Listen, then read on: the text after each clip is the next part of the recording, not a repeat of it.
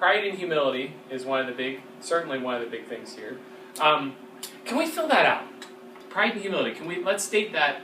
I mean, I know we talked about it a little bit, but let's see if we can put that into a statement form. What do you think? He debases the proud and exalts the humble. Good. God debases the proud and exalts the humble. We certainly even the king. Okay, talk more about that.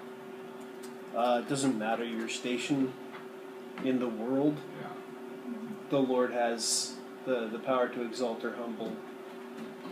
That leads us to like complete sovereignty as well. That should definitely be put up there. Even though we went thoroughly over that, but just thorough sake. Okay, so let's say this. God's ability to humble extends to all, even the king. What do you think? There's a thought there about the kingdom too. Like he's humiliated Babylon to boot. The whole thing has gone down. Not just Belshazzar, but the whole thing has gone down now. And that has not the Lord done it. And I'm not saying that that's directly because of his pride, but maybe. And the Lord can do that sort of thing and take heat. Well, he sent the Israelites in to take out the Canaanites because 400 years of debasing themselves, he's finally judged them. And so that entire kingdom, go and don't even take their donkeys, take out their cattle. I don't want any of that infecting anybody. It is all done. And so not just the king, but the whole kingdom, the Lord is able to debase.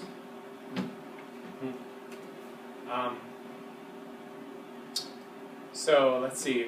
Trying to put that into a statement. What God decrees, he's going to follow through with. No kingdom will resist the Lord's. Yeah.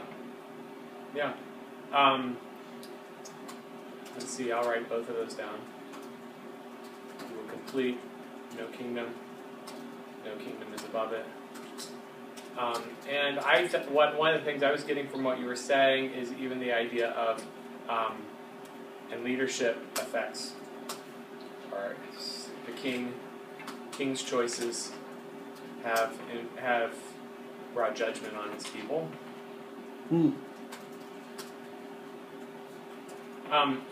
There was a thought I was having while you were talking, and I was thinking of Logan's thoughts or comments earlier. You know, even as far as agency and who causes things that happen on planet Earth, and so we can give a Arminian answer and say, well, everybody has a choice. That's what it was. We could give the Calvinist answer and say, it's God's determination and it has nothing to do with our choice. I think if we were going to give a biblical answer, we say, did God bring down Babylon or did Belshazzar bring down Babylon? And I think the answer is yes, right?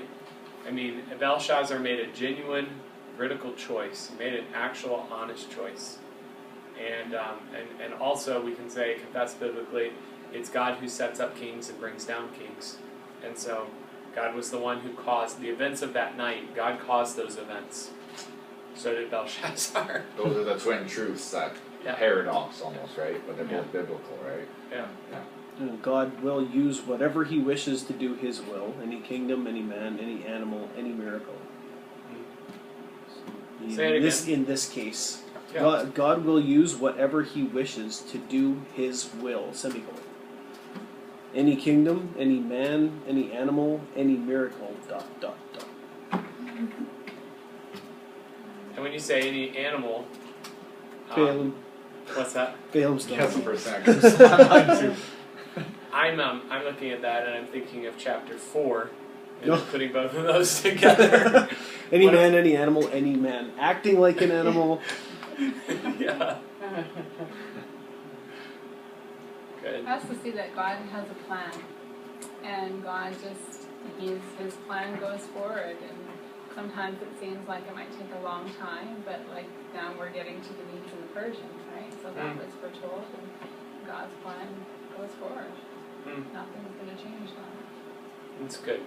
I'm going to say this with a little bit of a metaphor.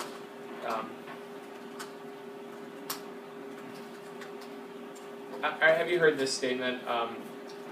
the wheels of God grind exceeding slow, but they also grind exceeding fine. Yeah. That idea. Kind of like a mill, and it just is so slow, but God's purposes are perfectly accomplished. The wheels of history grind slow, but always according to God's plan. And I guess you sort of feel like they go slow until they go fast. There's something I came across a quote, and it was in a book, and the guy said, "How did your company go bankrupt?" And the guy said, "Well, really slowly, and then at the end, really fast." And that's the way you feel here, I mean, the demise of the kingdom, very, very, very slow. Boom. In one night, right? Yeah. When God's time comes, and then, Yeah. It's like sin just filling up a bucket almost, and it tips, God says that somewhere else in the Bible too, that the time of evil was not full yet. Yes. Yeah. And then all of a sudden it's full, and then there's punishment. Yeah. Their evil's not yet full. I think we can look at not everyone in the story, obviously, but a lot of people, and how easy they forget God's blessings and interaction in them. Like how easy Daniel was even forgotten. Like how purposeful he was there, and how easy he was just forgotten. And even the decrees that, like with Nebuchadnezzar, how he just forget it. Like he was given that warning, and a year later he's still the same, and then it falls on him. Yeah.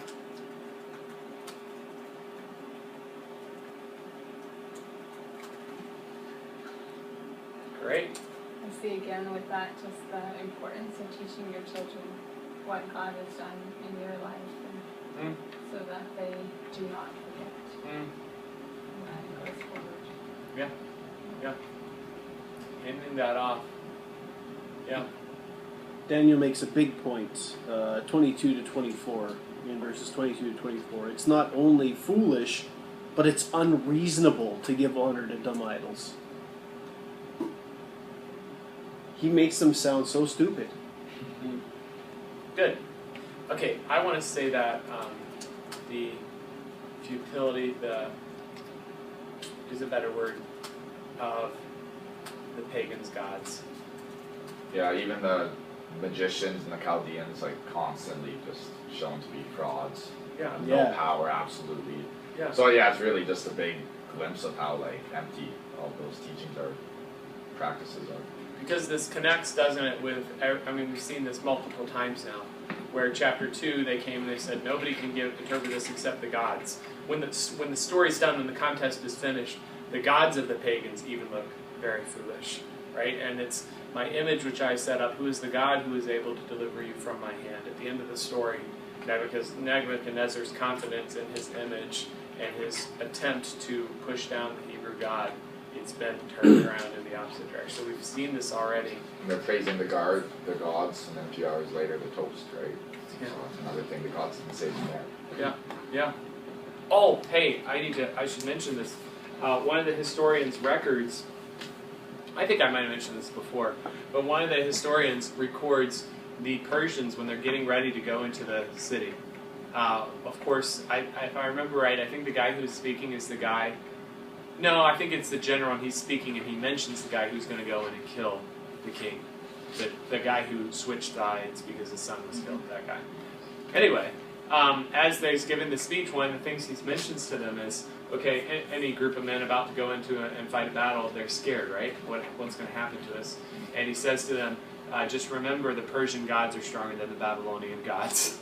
And they run in. Which gives you a little window into the ancient thinking on your deity and your God and how he's the one who's going to deliver you and so forth. It's also ironic to think inside they're praising the gods of wood and iron and gold and silver and stone, and right outside the gate as they prepare to go into the city, they're saying, our gods will be their gods.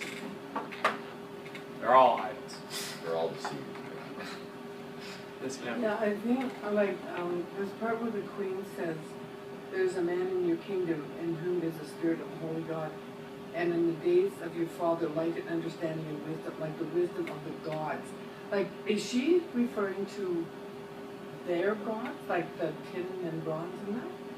There's, like, how could she compare Daniel's wisdom for that? Because there is no wisdom in it. Well, yeah, it seems like they're still not quite understanding the singleness of God and how their gods are actually non-existent. They're still Because, trying to I mean, put them in this pantheon. In no way in any of those encounters with Daniel were those gods wise. I mean, they didn't do anything. Yeah, yeah. You know, so that's a funny, you know, when you think of it, that there's no wisdom, there's absolutely nothing in them at all. And yet they think so, right? Yeah, and there's a possibility that when it says wisdom of the gods, it can be translated gods or God. The word Elohim is plural, Yeah. and Elohim can either mean gods as in false gods, or the plural is sometimes used. It's called a plural of majesty. It's just the Hebrew grammar thing, but a plural of majesty says that our God is so great, and so Elohim is used even though God's not plural. So we don't know really if she's saying gods or God, but either way, it's possible. Maybe she's still thinking their gods have something. Yeah. And maybe, you know, and maybe she did believe too. Maybe she meant God's word. Yep. You know. Yep. It's possible. Yeah. I just have a quick question. She brought it to my mind. When they say holy, what is their interpretation of holy? If I may ask. Yeah, no idea. No? Yeah, I mean, the idea of holy would just be unique, right? Standing apart. Okay. Kind of the feeling way back, Nebuchadnezzar called God the Most High God in, I think it's chapter 3. Servants of the Most High God, come here. So it's sort of that feeling, the one who's like, the one who has no peers. That would be it. The one who has no peers. That would be the feeling, the meaning of holy. As far as what they mean by that, who knows? I mean, do they mean? Yeah, we don't know.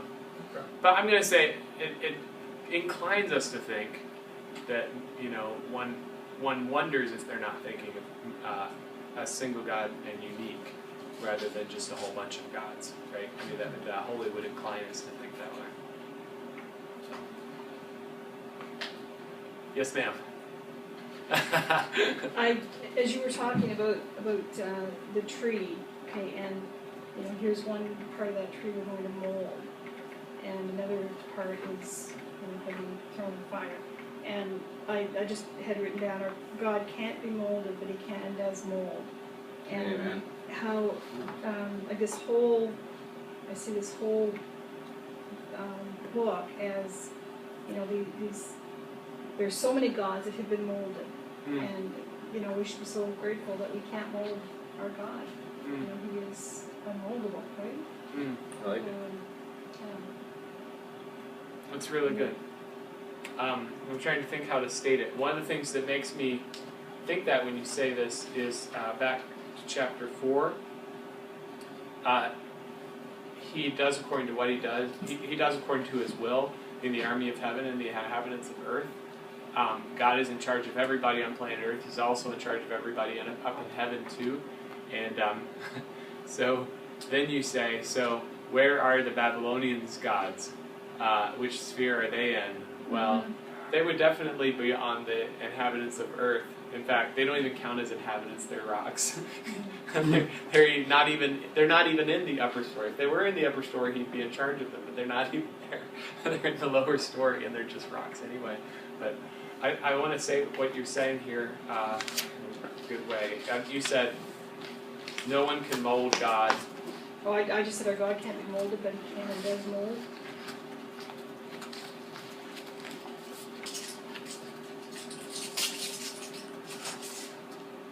You know, even the like all the bad kings that, you know, if you're going through all of history, how He molded those people, like He knew what they were going to do. So again, it was no surprise to Him that they were going to serve idols, they were going to worship these false idols, and you know, and it's the same thing. Like, you know, He puts king in, takes one out. You know, this one died, and they put another one in, this one died. It's like, that's really irrelevant. You know, what is irrelevant is that they were worshiping these false idols, and they were just done away with.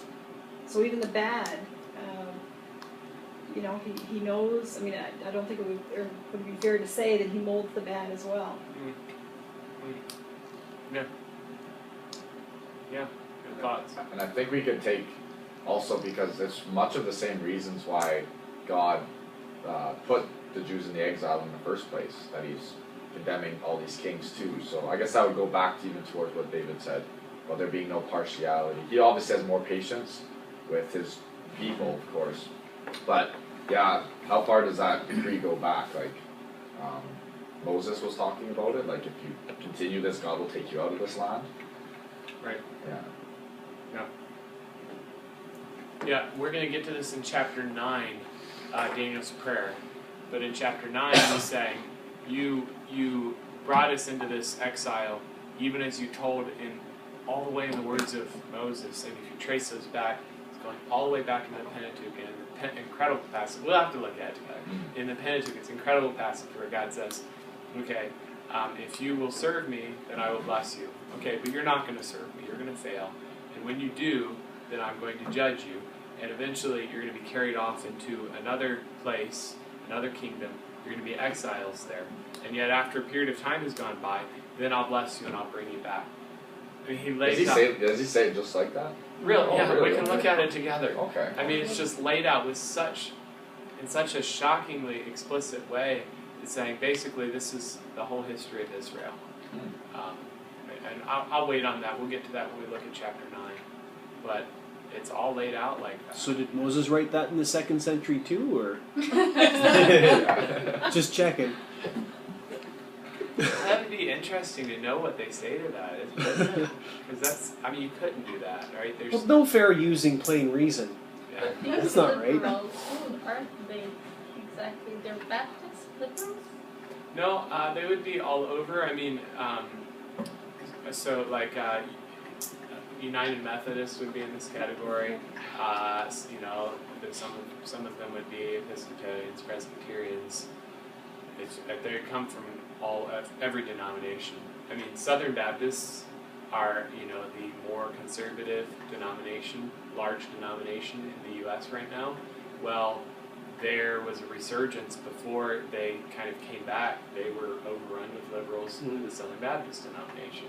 And through some amazing things, they were able to come back and be... Al Mohler. What's that? Al Mohler. Yeah, Al Mohler was basically responsible.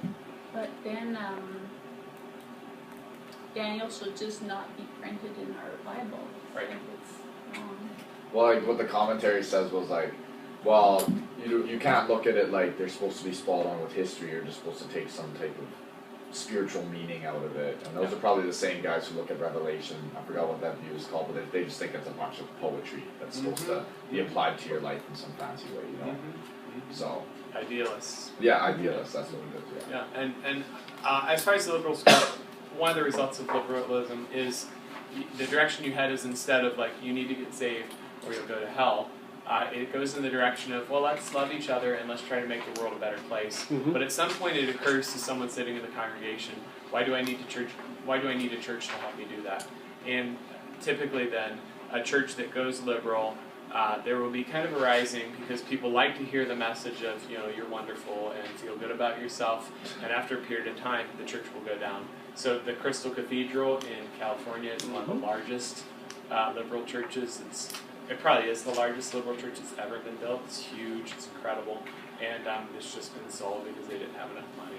So, you know, I mean, that is exactly what happened to that. They went down the direction of, you just need to feel good about yourself. Lots of money, lots of stuff pouring in. Okay, eventually people aren't coming anymore, and now we're dying. So. If the Spirit of God isn't there, there's no Spirit. Right. There's just, it's nothing. Right. Yeah. Yes? I found some things about Daniel that are just super fascinating, and it continues to get this way of his personal character. I find like it changes like the first 6 chapters, as you were saying, it breaks it up, and it kind of gets into visions more into dreams. But I find that I can learn a lot from him. Like, what makes this man tick? Like, what drives this man? And it always, like, he was always given the opportunity for riches, and this was always the luxury of possibly his life, but it never made him tick. it's like, where does God want me, and what does God want?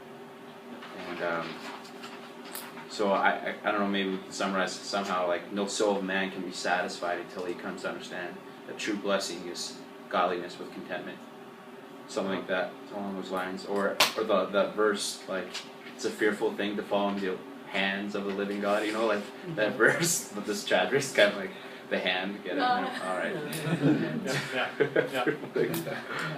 I wonder, I'm trying to think of it, see if we can state it in this form. Something like, I don't think, we talked about this a little bit in fast class, I don't think Daniel, he's not entirely passive, because he does, for instance, at the end of chapter 2, he says, can you promote my friends too? And they promote him, right? So he does, it's not like he does nothing in the kingdom, and yet, you are shocked as you go through these stories that Daniel's not jockeying for position like the other guys do. The other guys, they're always like chapter 6, the next chapter we're going to see, okay, let's bring him down, okay? And Arioch earlier, I have found among the exiles one who can interpret the king's dream. And they're all like trying to step on each other's neck on the way up. And Daniel, he doesn't care to do that. Like so distinct, right? Yeah. And it's sort of, you get the feel to fit with the message of the book. If God's the one who exalts and God is the one who puts down, Daniel's basically saying, rather than worrying about whether God exalts me or not, I'll just do what's right and let God take care of it. It's really a sense of, I place myself and my fate in the hands of God. So as he's standing there in the throne room that night, and he's knowing it all ends tonight, he's got to think, I wonder if I'll live through the night. But it's almost the sense of, if God needs me to live through the night, I will. If I die, I die. I'm placing myself in the hands of God, right? And you just feel this amazing, I guess, trust that comes out of Daniel. Rest to place himself in God's hands, whatever the circumstances. Is that connecting with the idea that you were describing there? Yeah, for sure. And just even saying that, I've had to proclaim that to people who didn't know God before. When you audibly say that, like they said that in with that idol, like whether God saves us or not, like, I know God is with us. So, there's a freedom when you say that to people. You're like, wait a minute, that's so true. Yep. It's almost like it's this great sense of contentment and peace with that. Yep. And God's with me. I actually don't care that I could die. I really don't care about that. No. And then it's a self kind of realization, like, I'm in His hands. It's really good. Great. Yes, ma'am. We were talking about the crystal, whatever it's called, failing. And I was trying to think of the verse and I couldn't, but it's in Psalm 127. Except the Lord build the house, you labor in vain, they build it. Yeah. And the Lord wasn't building in that. Yeah. Good. These are great thoughts. And I just put this in the document. I'll put it up into the section, the theology section, so it'll be there if you download the document that's up on the website. And so I'll put that in there. Here's one thing to say as well. Let me take this right off because it's really terrible to look at. As far as these go, we have 1, 2, 3, 4, 5, 6, 7, 8, 9, 10 thoughts that we've put in here. Okay, good quality thoughts throughout. I would say, as if you were going to preach or you were going to give a devotional on this message, what you would do at this point, you'd write these out, and then you would look through and you would choose out 1 or 2 of these, and you would bring your whole message devotional lesson down, and you would channel those into those, and you really hammer hard with those. And I think then, I'm saying that because that's one of my goals, of course. We're not just wanting to learn the book of Daniel, we're wanting to learn how to use Scripture in general. So, I would say that would be the final process. If I was studying a passage, I look at all the things I've learned, and I think, okay, what's the one today that I believe these people need to hear? Knowing the setting, knowing the situation, knowing who they are. And of course, that's biblical. As long as all these truths are biblical, you're choosing from among them.